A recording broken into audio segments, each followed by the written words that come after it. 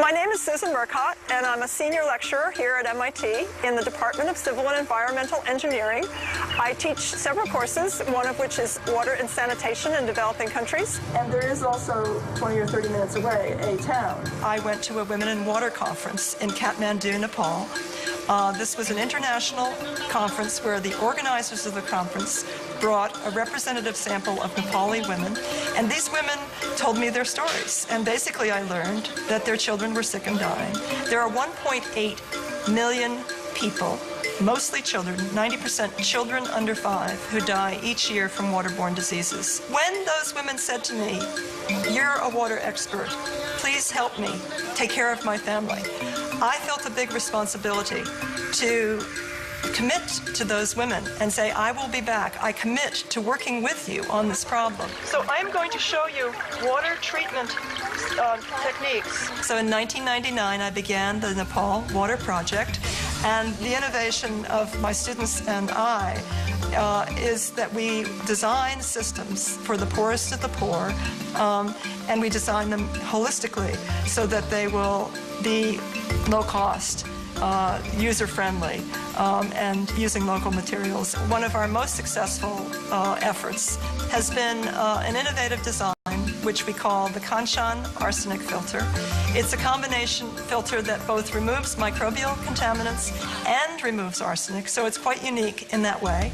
It's a household scale, intermittent, slow sand filter comprised of layers of coarse gravel, fine gravel, and then fine sand, a 2-inch standing layer of water at the top. And then there is a basin, basically like a wash basin at the top of the bucket, with small holes in it.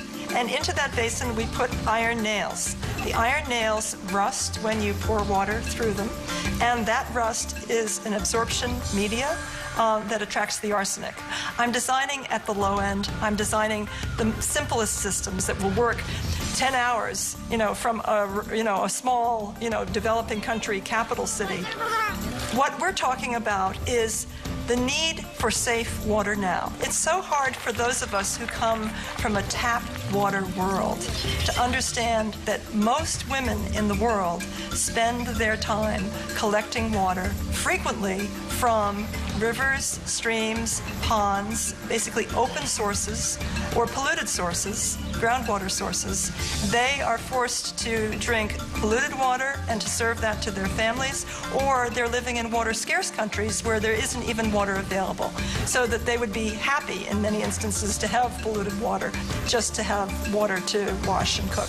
And what is a joy for us is that with the Kanchan filter, we see after a year or 2 years of use that 95% are still in use. That's showing us that the women like these systems, that they're easy, that they understand them. I know that even if in my lifetime I merely succeed in perhaps bringing clean water to Nepal or clean water to Ghana, and that's all that I can do in my lifetime, that we should be able to bring clean water to 1 billion or more people. It's not rocket science. We've solved it for 1 billion people already. It's a matter of political will and kind of the human spirit.